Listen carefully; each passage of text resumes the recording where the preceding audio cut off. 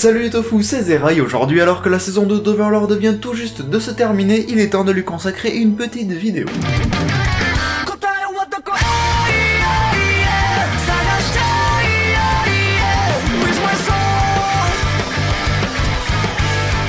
Overlord est vraiment un animé très spécial, il fait partie de ce registre vu et revu depuis la diffusion de Sword Art Online, ce délire du « Oh là là, comme c'est dommage, je suis bloqué dans un monde de virtuel ou de fantasy, mince alors !» Cependant, même si le thème en question a été ultra banalisé, Overlord est extrêmement original dans la manière de l'aborder. Écrit par Kugane Muriyama, Overlord est au départ une série de light novels publiée depuis 2012 et qui est toujours en cours actuellement. C'est en 2015 que la toute première saison en animation arrive et en janvier 2018, une saison 2 a vu le jour. Par ailleurs, une saison 3 a été annoncée et va sortir en juillet 2018.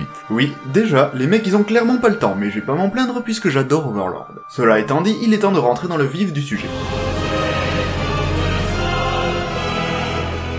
L'histoire se déroule dans Yggdrasil, un MMO en réalité virtuelle qui est sur le point de fermer après 12 ans d'existence. On suit un personnage du nom, ou pseudo si vous préférez, de Momonga. C'est le dirigeant de l'une des meilleures guildes du jeu, Ainz Holgon. Momonga décide donc de rester dans le jeu jusqu'à la déconnexion forcée, puisque c'est une page de sa vie qui se tourne. Mais à l'heure de l'arrêt des serveurs, il ne revient pas dans le monde réel et est transporté dans une autre réalité où les PNJ créés autrefois par les membres de la guilde développent leur propre volonté. Quant à Momonga lui-même, il se retrouve bloqué dans le corps de son avatar, un mort-vivant squelettique incapable de ressentir la moindre émotion. Dans ce nouveau monde qui lui est complètement inconnu, il décide de se renommer en prenant le nom de sa guilde dans l'espoir qu'un ancien joueur le reconnaisse, tout en protégeant les PNJ qui lui ont juré fidélité puisqu'étant les derniers symboles de ses anciens compagnons avec qui il a arpenté le jeu autrefois. Depuis que Sword Art Online est sorti, c'est la toute première fois que je n'ai pas l'impression de regarder une vulgaire copie, au contraire même, il traite son sujet encore mieux que l'original, ou du moins de manière complètement différente. Là où dans SAO et toutes les copies du genre sorties par la suite, le scénario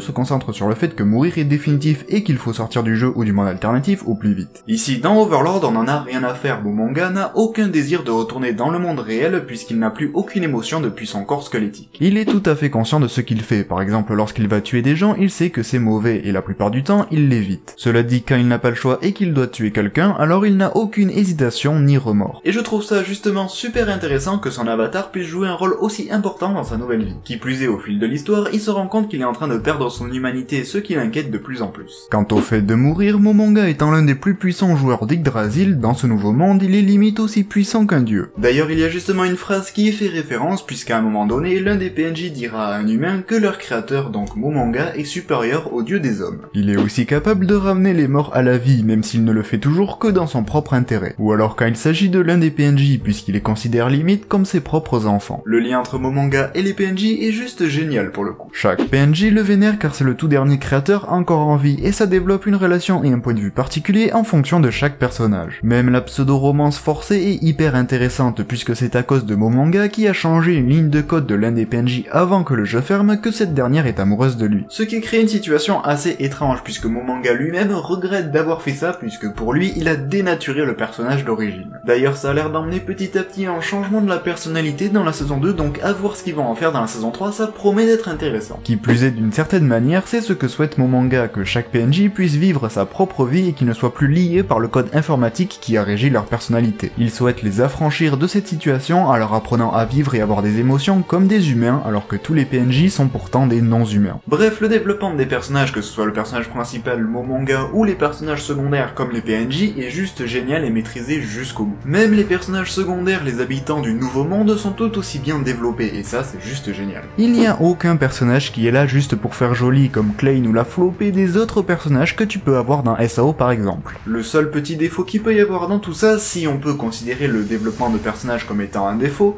c'est que du coup le scénario en lui-même met beaucoup de temps à avancer. En parlant justement du but à atteindre, il est plutôt original pour un héros d'animation puisqu'il veut conquérir le monde. Bon, en réalité c'est né d'un malentendu entre une réflexion que Momonga s'est faite à lui-même et l'un des personnages qu'il a entendu, mais ça a emmené à cette finalité. Même si c'est surtout pour lui un moyen de protéger la grande le tombe de Nazarick, l'endroit où se trouve la guilde et tous les PNJ. Le décalage qui est créé entre eux, voire même les héros, qui sont au final tous des monstres par rapport aux humains, c'est super bien pensé. Déjà, avoir comme héros principal un squelette de 2 mètres de haut, c'est pas banal, mais en plus la base de son pouvoir, c'est de créer des morts vivants, alors quand une créature maléfique part protéger un village d'humains, ça crée un décalage juste génial. Overlord, même si la base du scénario est au final juste un mec qui joue à un MMO virtuel et qui se retrouve plongé dans un monde alternatif, il traite son sujet de manière unique et originale. Il prend le contre-pied des histoires de ce genre. Momonga ne va pas être le beau héros fringant qui va sauver le monde, mais au contraire le monstre qui pourrait le détruire. Ce n'est pas non plus un personnage qui va devenir ultra cheaté, mais qui est déjà ultra cheaté. Cependant, comme il ignore tout du monde dans lequel il se trouve, il considère chaque personne comme étant un danger potentiel. Ce n'est pas comme toutes les autres œuvres de ce type, juste un jeune garçon qui passe tout son temps seul dans sa chambre, qui n'est pas très sociable, mais une fois transporté dans un monde virtuel, alors là il sera épanoui dans le monde qui l'entoure. Ici, dans Overlord, c'est quasiment l'inverse. Il arrive dans un monde qu'il ne connaît pas, il en a peur, du coup il va isoler Nazarick du reste du monde et va tout faire pour protéger son royaume, son petit cocon démoniaque. Quitte à devoir envahir d'autres nations ou exterminer des peuples entiers si ça peut assurer un avenir à sa guilde. On n'a pas un héros, mais on n'a pas non plus un anti-héros, il reste neutre, si on peut dire, ce qui colle parfaitement au personnage puisqu'il ne ressent plus aucune émotion. Les 2 saisons qui sont sorties à ce jour sont d'ailleurs très intéressantes puisqu'elles mettent en valeur ce point en particulier. Dans la saison 1, il agit comme un héros classique qui va protéger les peuples humains, même si c'est dans le but d'obtenir des informations, il va aider les gens. Alors que dans la saison 2, il va plutôt agir en conquérant en tant que seigneur qui pense qu'à protéger sa guilde. D'ailleurs, justement, il y a une scène très intéressante où un groupe d'aventuriers arrive à blesser l'un des PNJ. Et on voit justement Momonga en train de vaciller parce qu'il veut à tout prix être bien vu des êtres humains, mais ne supporte pas que l'un des siens puisse souffrir. Et cette simple scène résume parfaitement le personnage. C'est juste un gars qui veut protéger les personnes auxquelles il tient, même si ces personnes en question sont tous des monstres. Pour le coup, j'ai vraiment hâte de découvrir la saison 3 pour voir dans quelle direction ils vont partir maintenant, car au vu des intrigues mis en place dans la saison 2, ils risquent encore de faire des choix assez surprenants. En tout cas, Overlord c'est vraiment une bonne surprise et clairement le meilleur animé dans son domaine, à savoir les MMO virtuels ou le monde alternatif.